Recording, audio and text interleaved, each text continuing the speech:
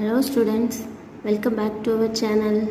இன்றைக்கி நாம் 12th ஸ்டாண்டர்டில் 9th லெசன் ஸ்டார்ட் பண்ணுறோம். ஸோ 8th வந்து ஆல்ரெடி நம்ம டிஃப்ரென்ஷியேஷன்ஸ் ஃபுல்லாக பார்த்து முடிச்சாச்சு. ஸோ 9th லெசனில் இன்டகிரேஷன், ஓகேவா? ஸோ ஃபார்முலாஸ் ஃபஸ்ட்டு பார்த்துக்கிட்டு சம்குள்ளே போகலாம், ஓகேவா?